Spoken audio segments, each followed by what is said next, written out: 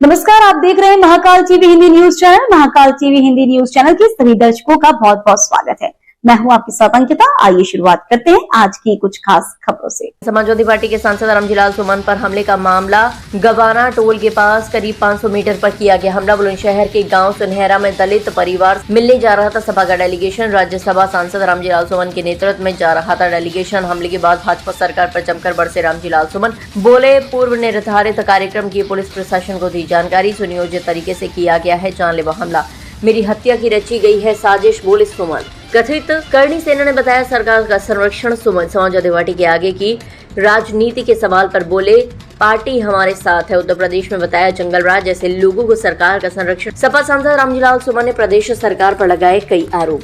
Samajwadi party के राष्ट्रीय अध्यक्ष श्री अखिलेश यादव जी के आदेशानुसार बुलंदशहर में एक सुनहरा स्थान पर बहुत तेज गति से थार गाड़ी ने टक्कर मारी, जिसमें एक महिला की मृत्यु हुई और शेष लोग घायल हुए। ये पूरा दलित परिवार था और न सिर्फ ये अकेली घटना थी बुलंदशहर में। मुझे बताया गया था कि ताबड़तोड़ 6 घटनाएं लगातार इस तरह की बुलंदशहर में हुई हैं जहां दलितों की बारात नहीं चलने दी गई, उन पर अत्याचार हुआ, उनको अपमानित किया गया।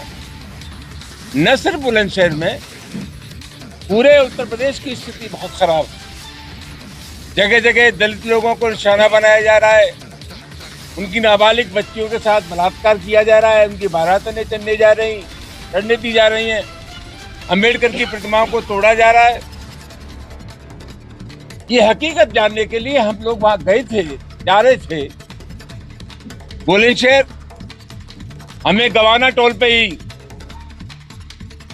रोक लिया गया, भारी लाभ लश्कर, भारी पुलिस, और हमारे आग्रह करने के बावजूद भी जबरिया पुलिस ने हमें वहां नहीं जाने दिया।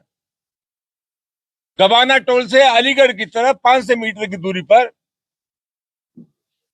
तथाकथित करणी सेना के लोग वहां घात लगाए बैठे थे। हमारे और हमारे साथी जो गाड़ियों में थे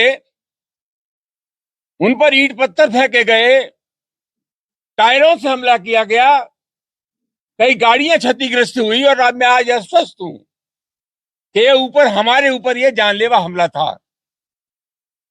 और ऐसा मुझे लगता है कि सरकार जानबूझ करके मेरी हत्या कराना चाहती है। 3 दिन पहले से जब ये तय था कि हमें बुलंदशहर जाना है, प्रशासन को पता था, खुफिया तंत्र को पता था, पूरे जनपद को पता था, हाथरस और अलीगढ़ को भी जानकारी थी। इसके बाद भी हमला एक सुनियोजित षड्यंत्र के तहत हमारे ऊपर किया गया। उत्तर प्रदेश की जिस प्रकार की कानून व्यवस्था की स्थिति है और जिस तरह के तत्वों को शय मिल रही है, संरक्षण मिल रहा है, उससे सही अनुमान लगाया जा सकता है कि स्थिति क्या है। हम लोग जानते हैं कि 12 अप्रैल के बाद जब तलवार लहराई गई, असले लहराए गए और प्रशासन ने उनके खिलाफ कोई कार्रवाई नहीं हुई, तो अवांछनीय तत्वों के हौसले बुलंद हुए, एक वर्ग विशेष के हौसले बुलंद हुए। कोई कार्रवाई नहीं की गई। प्रशासन ने जिन शर्तों के साथ अनुमति दी थी सभा करने की, उन शर्तों को तोड़ा गया। इसका सीधा सीधा मतलब यह है कि यह शासन निरंकुश हो गया है। जानबूझ करके हालात ऐसे पैदा किए जा रहे हैं जहां अराजकता हो, कानून का राज न हो, संविधान का राज न हो। और जिस प्रकार की स्थिति है, प्रतिपक्ष के लोगों को तो राजनीति करना मुश्किल हो जाएगा।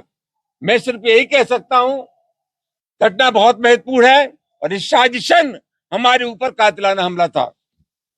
ये जो लोग हैं, जो हमलावर हैं, उनको आप किस रूप में देखते हैं? कायर हैं, बुज़दिल हैं, नकारा हैं, क्षत्रियों के नाम पर कलंक है। क्षत्रियों का धर्म है गरीबों की रक्षा करना। ये बगल में भरतपुर के राजा सूरजमल क्षत्रिय थे। राजा सूरजमल अंग्रेजों से लड़े, उन्होंने अंग्रेजों की गर्दन काटी, किसी भी गरीब की गर्दन नहीं काटी। ये तथाकथ जो सेना है, मेरा उनसे आग्रह है, पाकिस्तान में आतंकवाद के खिलाफ लड़ो, जाकर के पहुंच जाओ। चीन ने हमारी जमीन पर कब्जा कर रखा है। अरुणाचल प्रदेश को चीन अपने नक्शे में दिलाता है। अगर सही मानों में तुम करनी सेना हो और तुम्हारे अंदर वो जज्बा है, तो पाकिस्तान और चीन की सीमा पर जाओ, वहां अपने जोहर दिखाओ। यही तुम्हारा धर्म है, बनना ये माना जाएगा। तुमसे बड़ा नकारा दुनिया में कोई नहीं। तो फिलहाल के लिए इस खबर में इतना ही। देश दुनिया की तमाम बड़ी खबरों को देखने के लिए देखते रहे महाकाल टीवी।